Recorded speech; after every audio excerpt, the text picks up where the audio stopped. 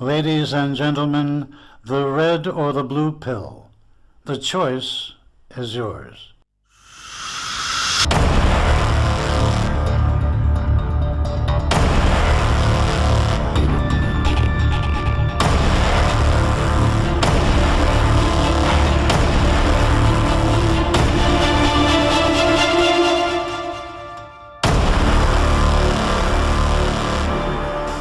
Welcome to Light on Conspiracies, the place where truth and love transcend the darkness.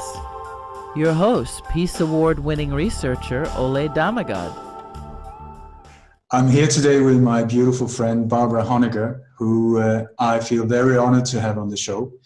She is not only a very well-known researcher, author, and speaker in different topics, but she's also a very courageous lady and human being who has been standing up against great forces and exposed some very dark secrets that is, I must have been very costly in your own life and so on, and when it comes to relationships and so it's with a great joy and honor that I welcome you to the show.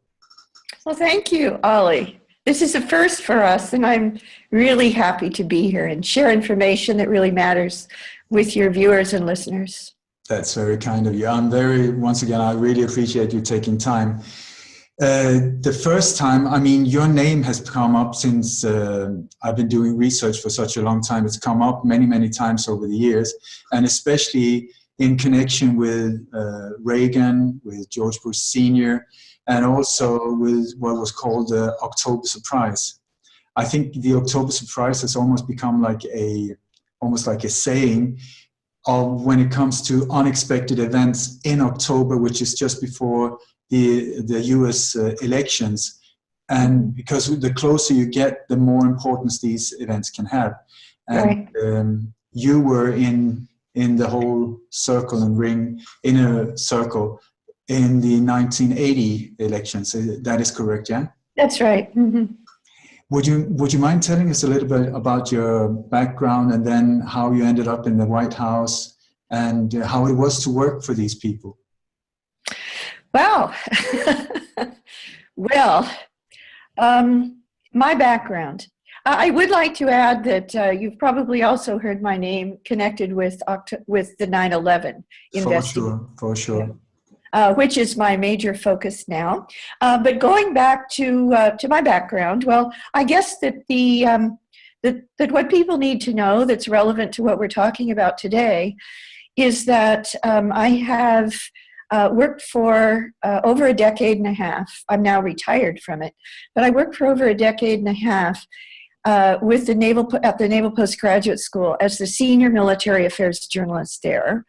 And the Naval Postgraduate School in the United States is the Department of Defense, the Pentagon's premier science, technology, and national security affairs graduate research university.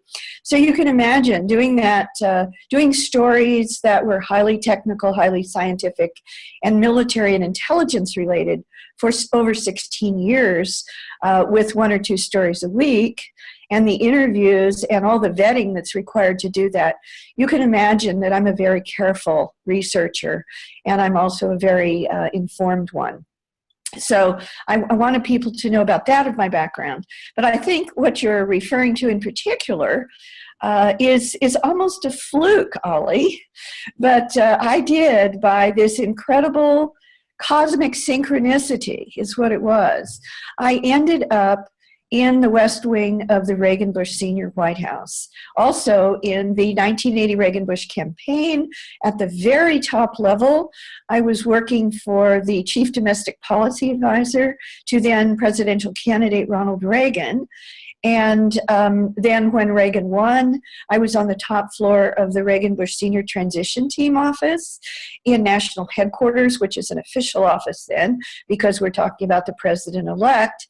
And then I was actually one of the handful of domestic policy staffers who was sent into the Carter White House before Carter even left to help set up the Domestic Policy Council. And then once Reagan took the oath of office. Then I was in the West Wing, effectively over the Oval Office on the second floor for about 3 years, something like that. So probably those are the most important parts of my background that are relevant to what we're talking about. Also, I have a master's level certification in national security decision making from the Naval War College in the United States, and I have I have a Master of Science, fully accredited Master of Science in experimental parapsychology and consciousness studies in the United States, and also I got my Bachelor of Science degree at Stanford University. So that's probably the thumbnail sketch of my background. Well, very impressive, I must say. But I'm always intrigued by how it is to meet people like Reagan and Bush in person and so on, because it's one thing to see this leader on TV and so, but it's a totally different thing, I'm sure, to meet them in person and be close to them, hear them laugh or be angry at them, whatever. So what was your impression of Reagan and Bush? Very, very different people, I suppose. Oh, that's an understatement. Yes. Well, the first thing is you should know that I interacted with Reagan on a personal basis, not every day, but in the campaign, actually at the Hoover Institution, where I was before I went to even the Reagan campaign, where Ronald Reagan had been made an honorary fellow, and then also interacted with him in the campaign, interacted with him in the White House. There are photographs of me that you've probably seen, like on the back of my book, October Surprise, with both Reagan and Bush in the cabinet room of the White House. I would just like to go on record here. This will surprise a lot of people, but Ronald Reagan was an amazing human being. Obviously, I did not agree with many of his policies, especially in the domestic policy side in the United States. The Republicans began their war on American women and our individual and constitutional rights during the Reagan-Bush senior Republican convention, actually, where I was the only woman at the round table 3 stories down from the top of the Renaissance Center, where the Republican hierarchy made the decision not to support the Equal Rights Amendment that would enshrine in our Constitution equal rights for individuals, for citizens, regardless of gender. And so you can imagine what it was like to then be appointed as the top women's rights official in the entire federal government under Reagan and Bush. And it's actually that over which I resigned publicly in late August of 1983 to about 10 days of international as well as national escalating publicity. So I just wanted to let you know that I'm about to tell you my take on the measure of the man of Ronald Reagan. But I want to be very clear that I totally disagreed with his domestic policies. I thought they were cruel. I thought they were unfeeling. And I resigned publicly over it. And I was the first public resignation of conscience from the Reagan-Bush White House and Justice Department. But given that background and context, what was Ronald Reagan like as a man? He was an amazing human being. Most people think that he was kind of inattentive and wasn't very smart, that he was, affable, that he was a likable person. That's really an understatement. When you were in his presence, he made you feel, and I really believe he meant it, he made you feel like you were the most important person in the world. He was talking directly to you, and he was really connecting.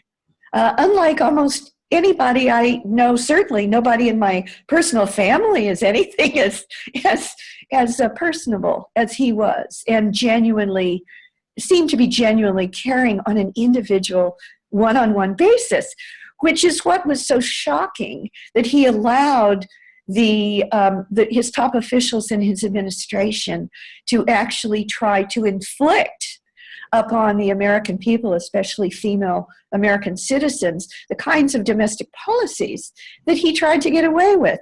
And my resignation, my public resignation, threw a huge monkey wrench into his secret plan to try to destroy the enforcement authority of all 56 of our civil rights statutes, let alone just equality for women, equality for anybody in our country.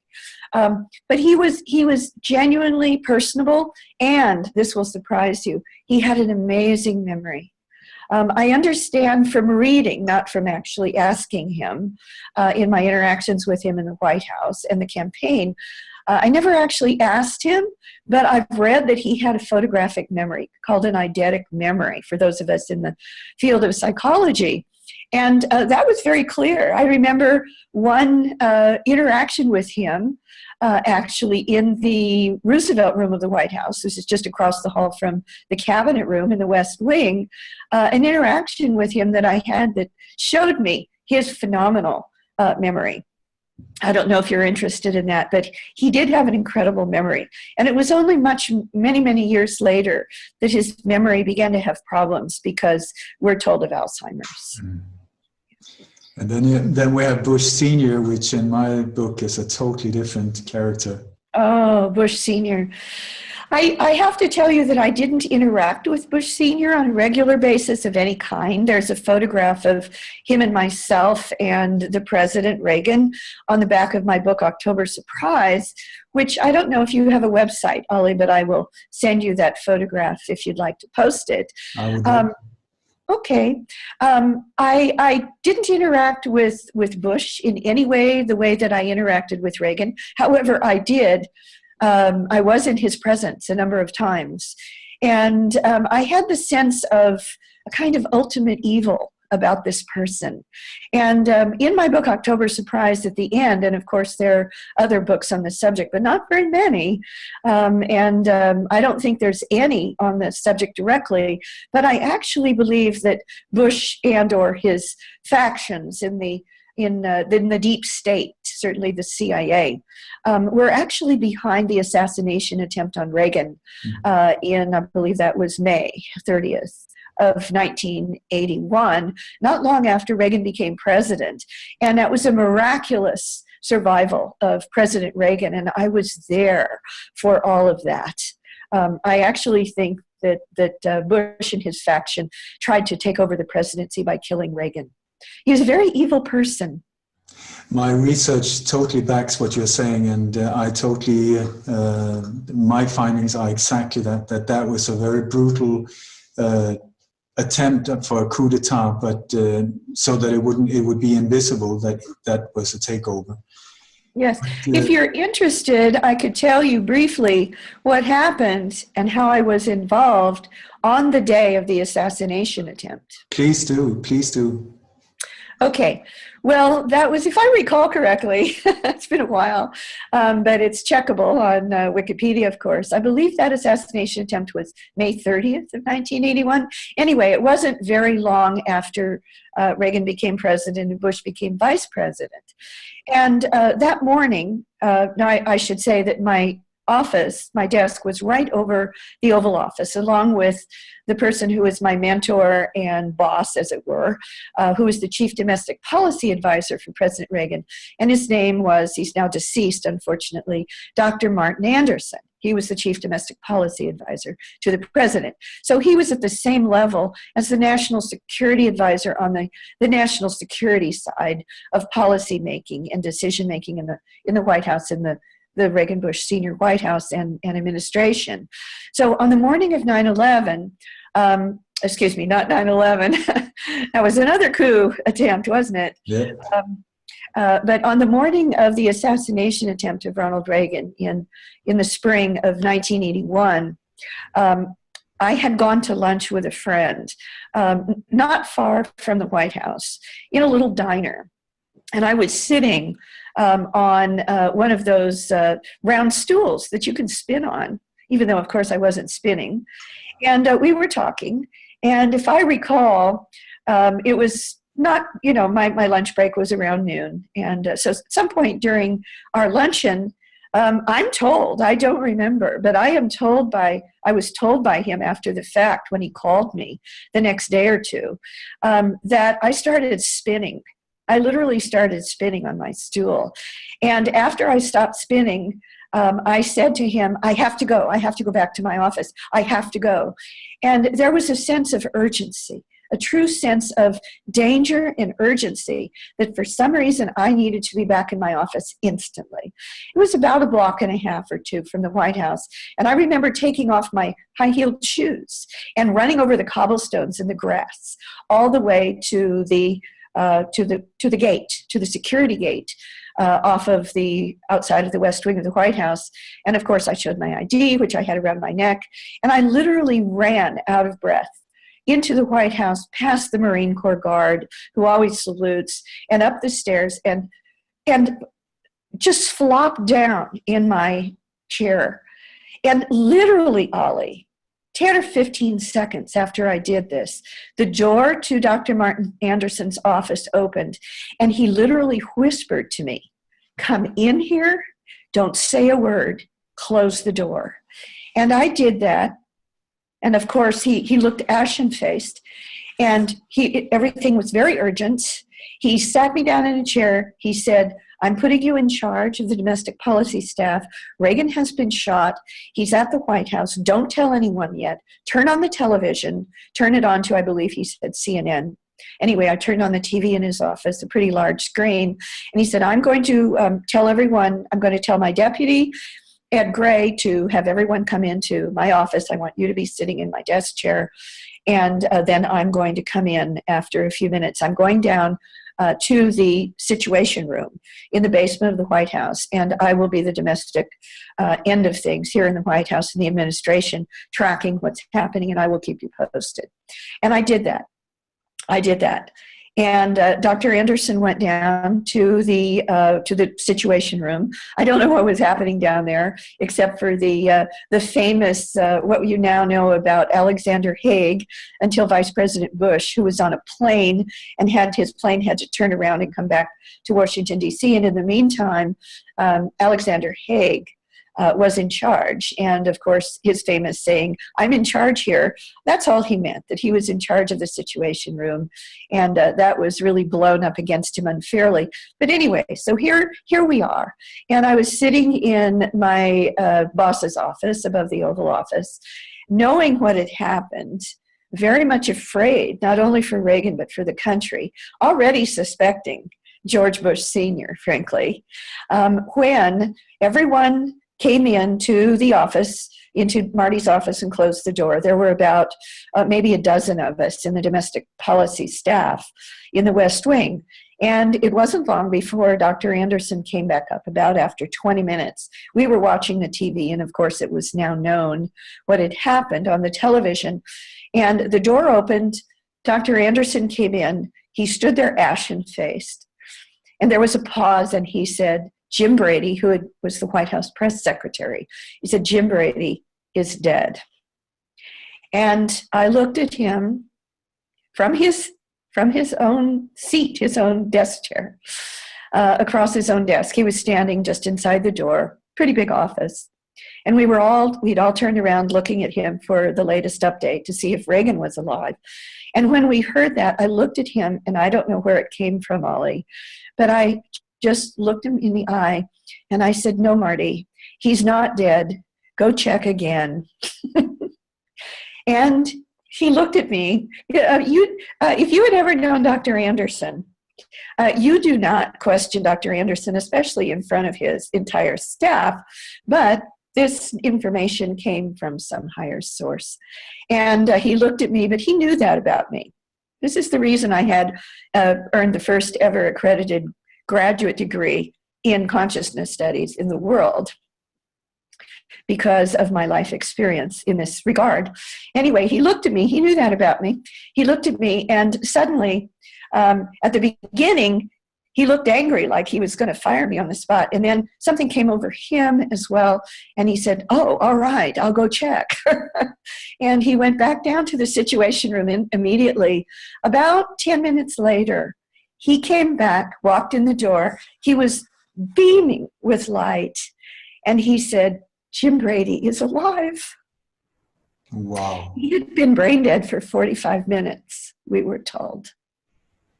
I must say, I got a little confused when you said he was dead because I never heard that he died. So I was really happy that. According to the doctors, but not really. Yes, it was an amazingly historic moment. And interestingly, there were people who came to me in the next few days who were from his staff, who knew this about my background.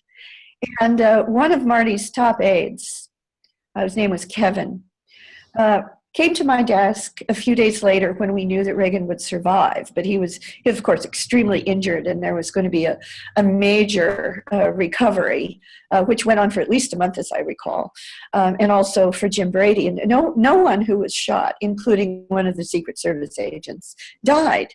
3 people were shot. And of course, Hinckley was the allegedly lone assassin. I don't believe he was the only one.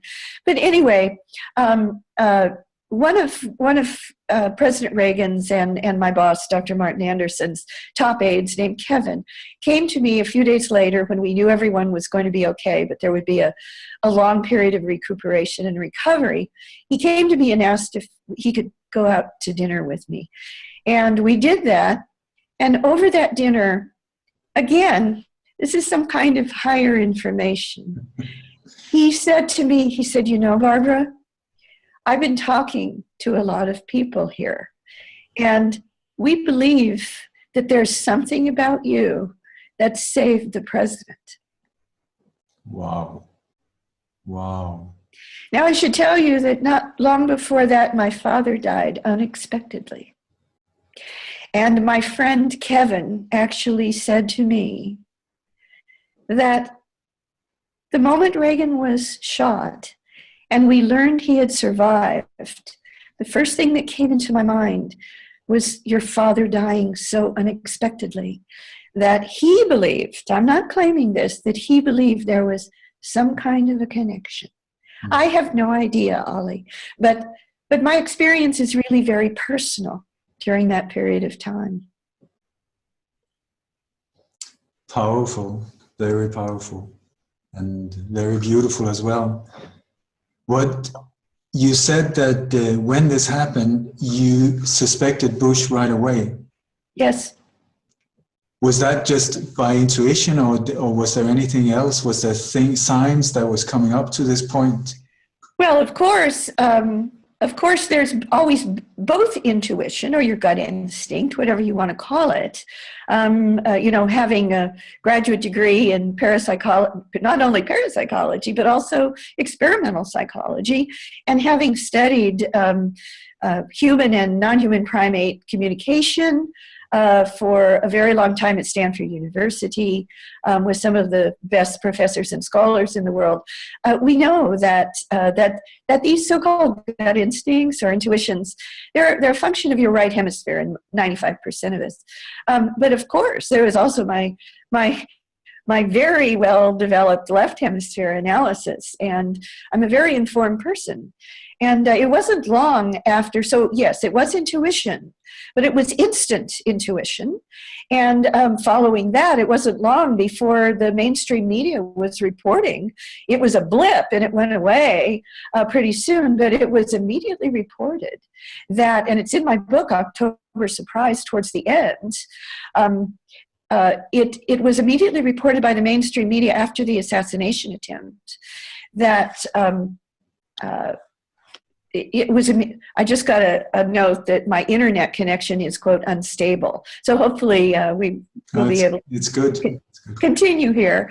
In any case, what I was going to say is immediately after the assassination attempt, within 24 hours, as I recall, anyway, it's checkable on the Wayback Machine, that the mainstream media reported that Vice President Bush's, one of his sons, was pre-scheduled to have what appeared to be a celebratory dinner that night with Hinckley's brother, with the assassin's brother.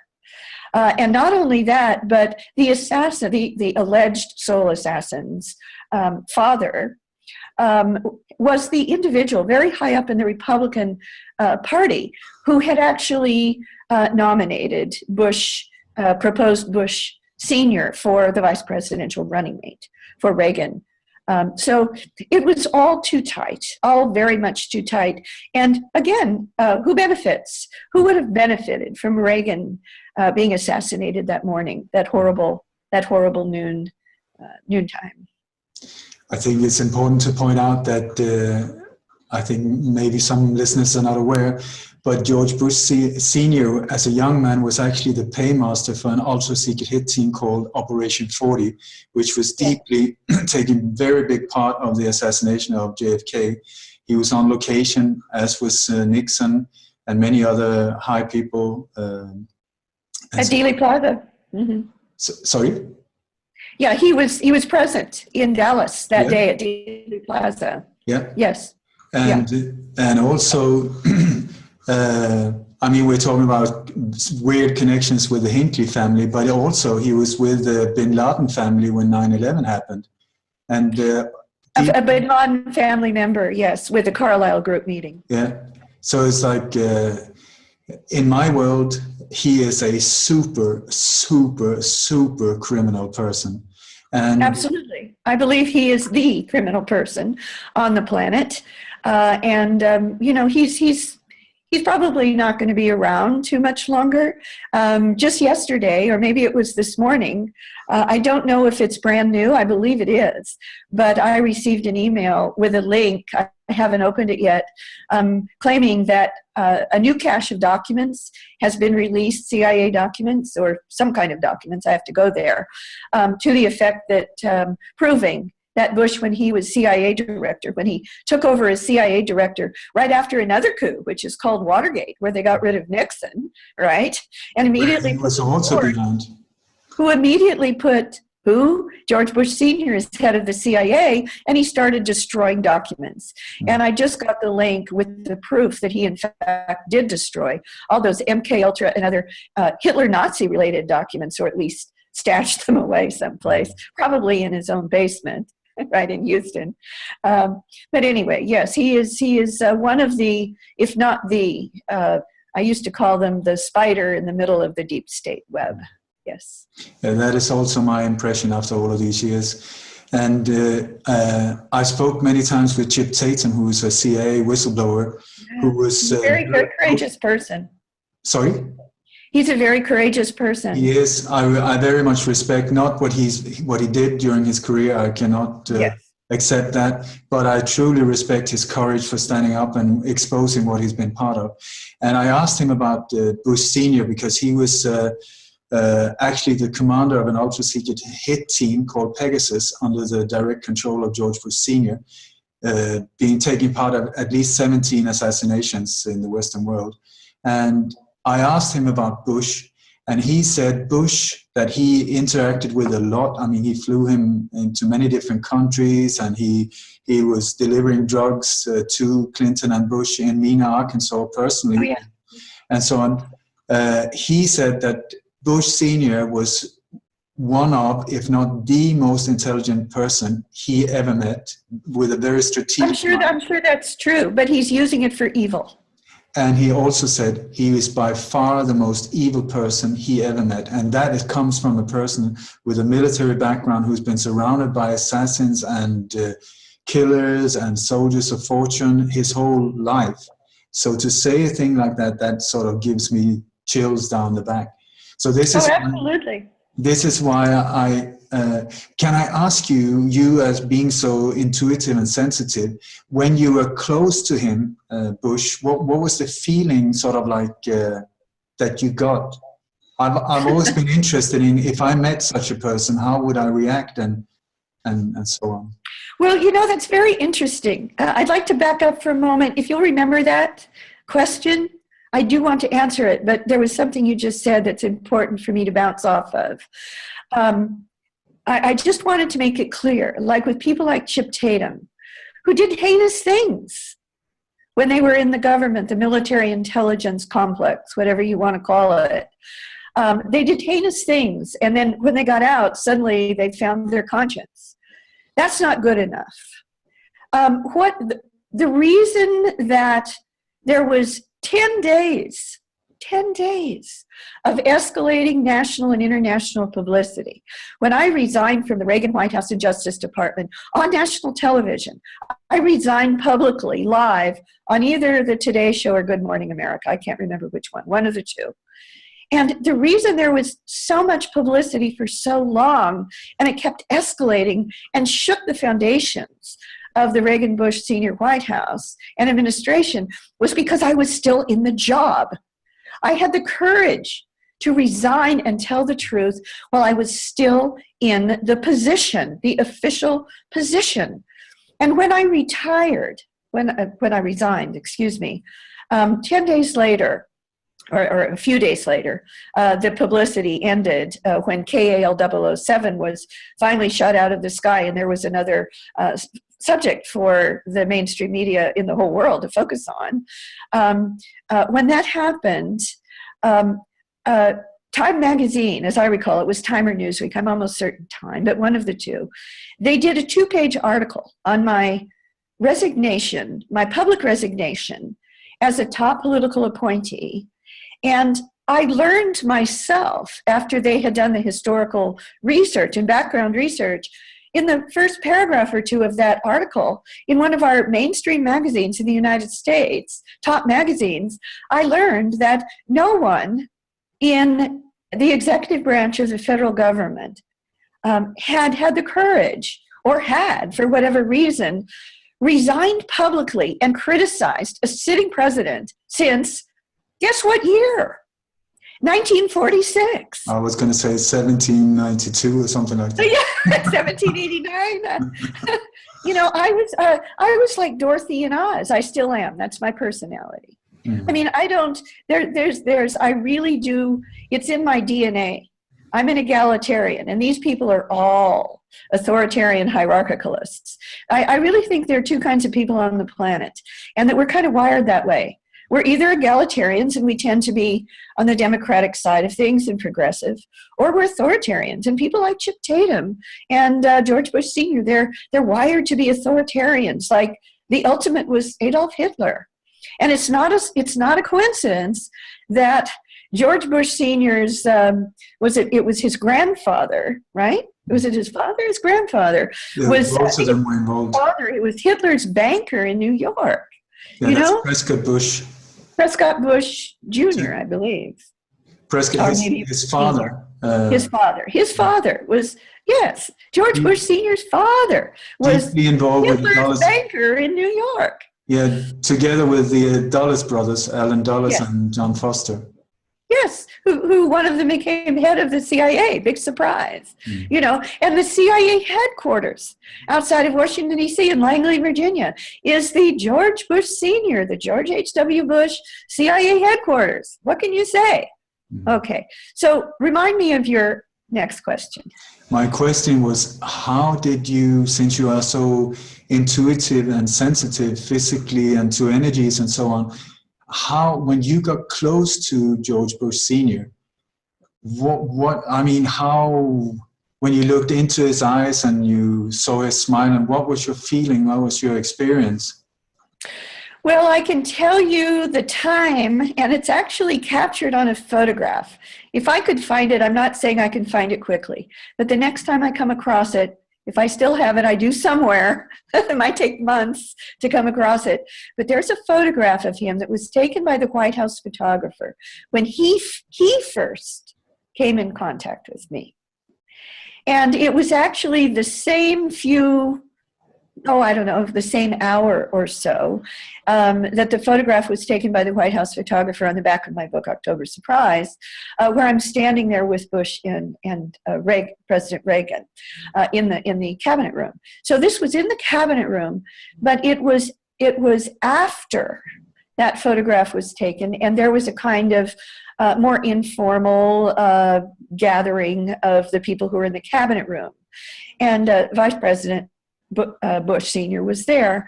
And there's a photograph of him standing to my, well, it would have been to my left, but it looks like to my right. And my God, the way he's looking at me, it makes you feel there was something about me that he was zeroing in on and trying to understand at many levels. And I can't tell you that I had chills, but I knew that this was not a person I wanted to be physically around ever. But when I actually saw that photograph, and the White House photographer it was wonderful. He would come around to your desk and bring you these wonderful black and white 8.5 by 11 glossy photographs of whatever you were in as a White House staffer for your own use. And one of those is on the back of my book, October Surprise. But when I look at that photograph, because I was making a point not to look in his eyes, but he was trying to get me to do that. I knew that, and I wouldn't do it. And when I looked at the photograph, I thought, it's as if he's studying a bug in a jar. He was trying to figure me out. There was something about me that he had never apparently come into contact with before. I should say that my book, October Surprise, marshals the evidence that George Bush Sr. committed high treason. And at the time that my book came out, which was right after he became president, by the way, he became president on January 20th, 1989. My book came out on May 12th, 1989, and marshaled the evidence that George Bush Sr. had committed high treason by cutting a secret and treasonous deal with the Khomeini regime in Iran, then holding our 52 hostages to delay their release for another 400 or so days, whatever, not 400, another about 3 months, until Reagan and Bush got into the White House and had the power to send, and we now know, at least $5 billion worth of secret arms through the Israelis to the Iranians to delay the release of the hostages. And they, of course, were released the moment, interestingly, that Reagan and Bush Sr. took the oath of office on January 20th, 1981. And at the time my book was published, I was accusing the sitting president and marshaling the evidence that he'd committed high treason, the statutory punishment for which in our law to this day is execution. I just want to let the listeners take the time just to let this sink in. The courage and integrity it has taken for you to be publishing a book against the person you see as the most evil and a kingpin in this whole international global crime syndicate, sitting as president and still releasing this book. I salute you, Barbara. I really, really do. That is some achievement. Well, what they say is angels rush in, or fools rush in where angels fear to tread. There's a part of me that's an angel, though. I think you have been surrounded by angels. Otherwise, you wouldn't have been still around. Well, you have to ask about Chip Tatum. He's still around too, isn't he? It's interesting. Yeah, but he has a lot what he calls insurance. William Colby, the CIA director, he was the one that recruited him as a 19-year-old, and he took him under his wings. And he said when Bush came in and Colby was stepping down, he said that, listen, son, there's this very evil person coming in and you need to get yourself some heavy insurance, otherwise you will be taken out. And Colby was taken out. That's what I say. He told Chip, it's too late for myself. I know my time is, that my days are counted, but you still have a chance. So from that day on, Chip started, mounting cameras inside the planes when he was flying in and out with the drugs and weapons and so on. And also he says he has some material, very, very heavy material against Bush and Clinton. Because it came to a point in 92 where, I think it was 92, where Bush Sr. got very upset with Ross Perot that was going to run. Oh, yes. And so he threatened Ross Perot's daughter.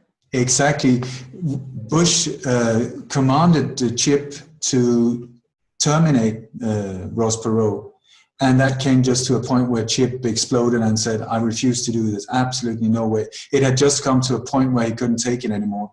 And then they wanted to kill him right away. But that is when he said, before you do that, please have a look. And then he showed the evidence he has against them, which is hidden in like 8 different places globally. Did he say who he showed it to? Sorry? Did Chip say whom he showed the evidence to? Bush Senior, for sure. Oh. That I know. And so they backed off, but they made a deal that he had to take a prison sentence to discredit himself. But they would let him stay alive. And but I tell you, it's interesting because it's now in April when there's the gag he's been equipped with from the court is being released. I think it's this April. It's April 2017. Oh. Which puts him in a bit of a dangerous situation, I would say, but also in a fantastic position because from now on he has no legal blockages anymore that stops him from speaking out because he says. Well, hopefully, Bush Senior isn't going to live very much longer, and hopefully, when that time comes for Chip, that he has. I'm sure he probably has an agreement with the at least 8 parties who are holding this evidence against Bush Senior, that if something were to happen to Chip, or he doesn't check in every week at a certain time, that it will be released. And it certainly can be released once Bush Senior passes. That is the setup. That is what has kept him alive, because they sure would have liked him dead many, many times. And they tried. Yeah, let me just make explicit for your viewers and listeners that we're talking about George Bush Senior. Now, you've just heard that Chip Tatum, one of his Pegasus operations assassins, was ordered actually by Bush Senior to kill Ross Perot, who was then a rival Republican candidate for the Republican nomination. And that Chip Tatum thought that was over his line. It was okay for Chip to kill lower level persons, right? But let me just point out that this is the same George Bush Senior who my intuition, as well as the mainstream reporting the day or two after the Reagan assassination attempt, when George Bush Senior was vice president and the major beneficiary of the assassination of President Reagan, that this is the same man who you think he didn't order someone to take Reagan out, who was then president? Of course he did. According to my research, what I found out is that he was behind the Watergate burglary to get rid of Nixon. Yeah, Nixon was set up for that. It was an attempt of a coup, or actually it was a coup. It was a coup. Len Kolodny's book, Silent Coup, in fact, is the best book on Watergate. Everyone should read it. It's a very good title. I have written a book about the assassination of Olof Palme, which Bush was also involved in big time, connected to the whole Iran-Contras and the international legal arms trading. Which is covered in my book. Exactly. And my one is called Coup d'etat in slow motion. Yeah. So the silent coup. For Olof Palme, it wasn't all that slow. No, but the way that in Sweden that they carried it out there, like in some countries with a military coup, you can do it overnight. But in a country like Sweden, you have to sort of persuade people into believing that nothing actually happened. So they did it in slow motion instead and took over the country that way. Yeah, no, I understand. In my book, October Surprise, one of the, at that time, anonymous, I had, in order to get the information, I had to agree to not reveal the identity, but the identity has now been revealed. An operative, a CIA and Pentagon intelligence operative named Oswald LeWinter, at least that's the name he is known by most people who are in this field. Oswald LeWinter was one of the 3 top sources for my book, October Surprise. Well, one of many, but one of the 3 that I could not name at the time. I can now name them all. They've now been made public by other October Surprise researchers who published years after I did. My book was the first by at least 3 years before the next one. But Oswald LeWinter told me, and it's in my book, that the moment that Olof Palme died, that George Bush Sr. Was either, I forget, it's in my book, he was either called or he called someone and said, the tree has been felled. Palm meaning a pun on a palm tree. The tree has been felt? It was actually 3 days before the assassination. Where 3 days before. Yeah, it was from the P2 Lodge in Italy, Sonic Lodge, under Lizio Gello. He sent to a very close associate to Bush saying, the Swedish tree will be felled. Will be felled. Yeah. Okay, well, Oswald the Winner told me that after he died, it was confirmed that Bush was told the tree has been felled. I'm sure they confirmed it after it was done. For sure. Yeah. I think it would be great, seeing as we only have about 15 minutes, a little bit left to go.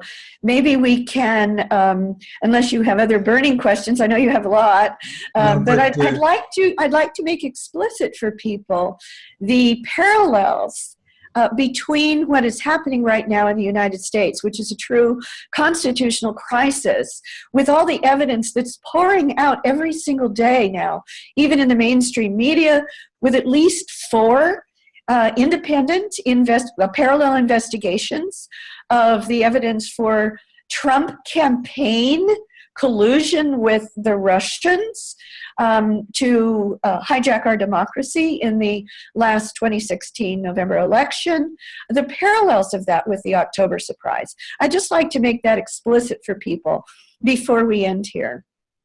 No, please continue. I would be very interesting to get your take on Trump and what actually happened there. Well, of course, I'm not on the inside of the Trump campaign, thank God. I was on the inside of the Reagan-Bush Sr. campaign. By the way, I was also the national coordinator for women for the Jesse Jackson presidential campaign. And that was right after I resigned publicly on national television from the Reagan-Bush Sr. White House and Justice Department back in 1983. I then became then presidential candidate in 1994, Jesse Jackson's national coordinator for women, because I had resigned over the Reagan-Bush Sr. administration's war against women's rights in this country, which is still going on. Witness the massive demonstrations, the so-called women's marches around the world, especially in Washington, D.C., one day after Trump's inauguration speech. So anyway, I just wanted to make clear that it's not just the Reagan-Bush senior administration I've been in, or campaign, also Jesse Jackson, and I was also the elected congressional district coordinator here in the Central Coast of California for Ross Perot's United We Stand America. And then I've run for Congress here in the Central Coast of California Congressional District 20 twice, including just this past June in the primary, where I was the Bernie Sanders independent here. I didn't win because I was running against, it was a foreordained conclusion, obviously. Politically, I was running against none other than Leon Panetta's son, Jimmy Panetta, who is the sole Democratic candidate, and we're a 75% voting Democratic congressional district, which is a good thing. And Jimmy's a great guy. But it was clear that Leon Panetta, who was, of course, the CIA director and also Secretary of Defense under President Obama, there was little chance that any of the rest of us were going to beat him in the election. But I ran a very strong campaign. I was number 3 out of 5 candidates. I was the number 1 ranking vote getter on the independent side. And I used the campaign to get out a huge amount of 9/11 truth information into the mainstream media here, including the front pages of our papers and drive time radio. It was incredible what I was able to accomplish. And of course, all my radio ads. But anyway, getting back to what's happening now in the United States in the last 10 minutes or so, because it's so vitally important. First, let me say, without going into the details, because I know what you know from reading the mainstream press and mainstream media television in our country and following international press as well. I should say that I don't know anything from the inside, but I'm very smart. I'm very informed, and I put together all of the dots very, very well. There is no question in my mind whatsoever, 100%, that the Trump campaign colluded with Russia to defeat Hillary Clinton, which, by the way, I'm glad for, but I wasn't for Trump either. They were both extremely dangerous for different reasons. Hillary Clinton was more likely to get us into a hot war with Russia, but Trump's top White House strategist and advisor, Steve Bannon, has gone public. It was in the New York Times and the Wall Street Journal just a couple of weeks ago. He went public saying that it was inevitable that the United States would be at war with China in 5 to 10 years. And of course, they're hoping that that would be during a second Trump administration, which would go for 8 years. So take your pick. You want to go to war with Russia with Hillary, or do you want to go to war with China with Trump? Okay, so I was against both of them. So I want to make that clear. But anyway, so there's no question in my mind that the Trump campaign in Russia colluded actively through the persons of the campaign manager and longtime friend of Donald Trump, Paul Manafort. Paul Manafort also happens to have a flat, a condominium or apartment in Trump Tower in New York City, which we now know was surveilled. It was surveilled by the FBI and the NSA precisely because the top Trump campaign officials, and for all we know, Trump himself, probably not for plausible deniability on his part, but Paul Manafort, the campaign manager, Roger Stone, who was one of the top advisors to the Trump campaign and was for 2 decades at least the partner in Manafort and Stone, Black Manafort and Stone's dirty trickster so-called lobbying firm in Washington, D.C. with Paul Manafort. Roger Stone has, we now have proof that he was in communication with Guccifer 2.0, who has been identified as being a Russian military intelligence operative who was hacking into the DNC and other Democratic Party organizations.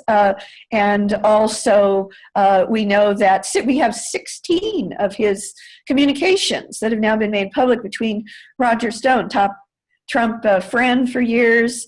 They had the same mentor, Ray Cohn, who happened to be the mentor to none other than McCarthy, of red baiting McCarthy and the Red Scare here in the United States. So Roger Stone and Paul Manafort, longtime 2-decade lobbying partners and dirty tricks partners for the Republican Party. Roger Stone even calls himself the Republican Party's hitman. So in the context of George Bush Sr., you have to wonder what hitman really refers to, and not just dirty tricks, maybe. So Roger Stone, Paul Manafort, the campaign manager, and many other persons, including, horribly, the Attorney General of the United States, were Jeff Sessions, now Attorney General for Trump, were in communication with the Russian ambassador, and we could go on and on and on. This information was saved. These even transcripts of these NSA and FISA taps that captured, as they say, the Trump campaign top officials on the other end of phone conversations and email communications, probably also, with the top dirty tricksters and hackers for the Russian military intelligence and top oligarchs directly connected to Putin, et cetera, and the Russian ambassador. Throughout the campaign and the transition, these transcripts have been salted, if you will, seeded throughout the different branches of the United States government.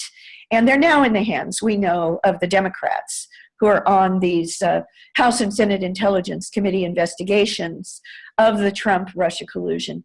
I frankly do not believe that Trump will last very long.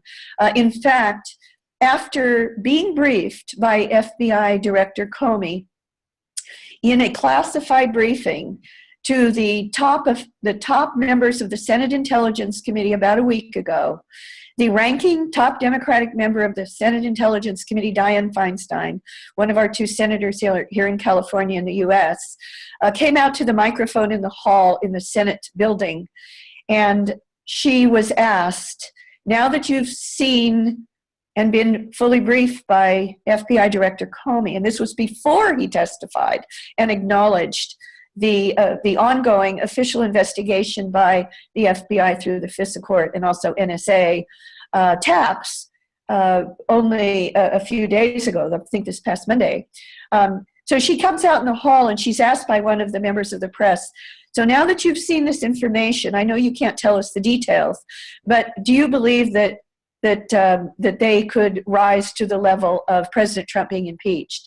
And her answer, her very immediate answer was, I think that President Trump will take himself out, like, and I add, like Nixon did. They have too much on him. And the Republicans are trying to use their illegitimate office of the presidency to push through as many really heinous Republican policies as they can while they're still in this illegitimate office.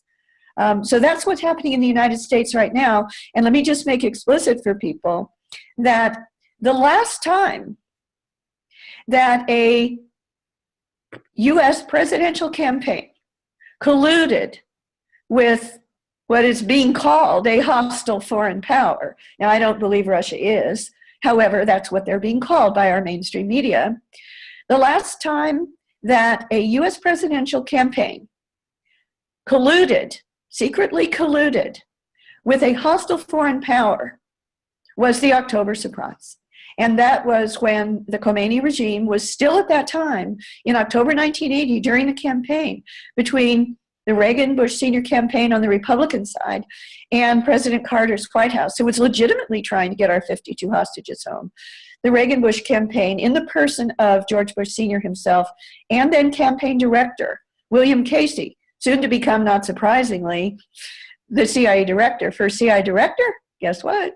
Under Reagan and Bush Sr., when they gained the White House illegitimately and illegally because of the October surprise, we now know that they cut this secret and treasonous deal with the Khomeini regime to delay the release of the hostages in exchange for a promise of arms once they gained power. And we know that those did flow, at least $5 billion of them, most of them through the Israeli intermediaries, only the very tip of the iceberg of these billions of dollars of illegal arms flowing to Iran throughout the early to mid 1980s were finally revealed.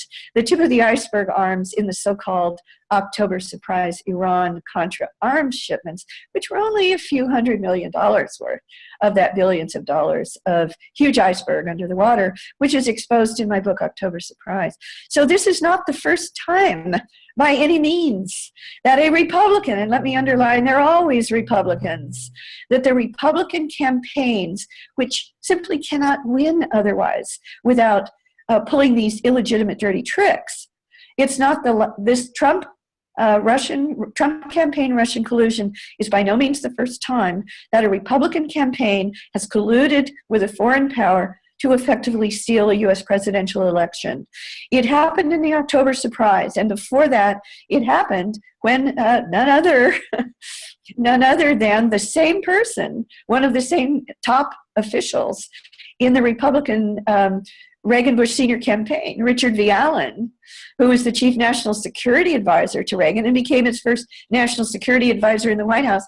He actually was the intermediary for Nixon for the dirty tricks where Nixon sent Richard V. Allen to interfere with the Paris peace negotiations in Paris by Johnson. So the Republicans routinely steal elections. Bush Sr. is behind assassination attempts of Ross Perot, and I'm certain that he was behind the assassination attempt of President Ronald Reagan, with whom I worked at the time and had great respect for. Listen, Barbara, we're coming to the end, and I really, really want to thank you for taking the time. I hope that you might consider coming back on this show. Because there's so many different areas, so many questions I would like to ask you. But I've got one question that I ask all my guests, and I hope you won't be offended. Because I doubt it. Well, we'll see. Because in these days, I mean, there's so much information, disinformation, people, trustworthy people, and absolute plants. So. Yeah.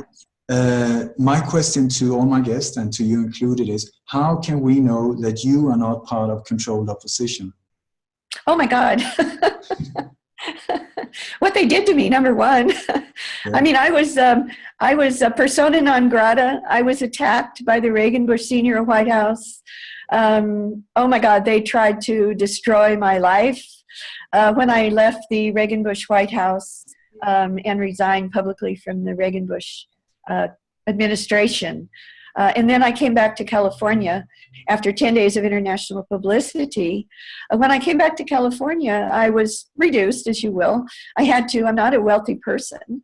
I have, like everybody else, had to have a job. I would take jobs doing writing or administrative jobs, sometimes with temporary employment agencies.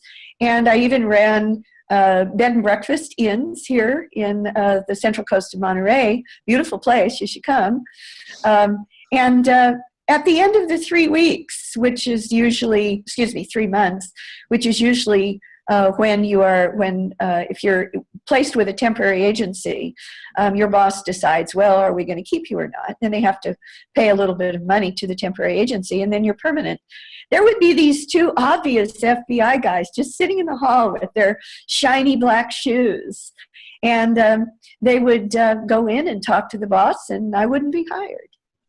Now, the miracle is that in 1995, in the winter of 1995, I was, again, just looking for any job to pay my rent while I was, by the way, doing some very important work on my book, October Surprise, which was then published in May 12th of 1989, right after Bush Sr. became president. However, by a true miracle, and it's what gets me to where I am today in my life, I simply looked in the Monterey Herald, our local paper, for the next job because I couldn't hold one. It was no fault of my own. It was being interfered with clearly by our government, which was then headed by George Bush Sr.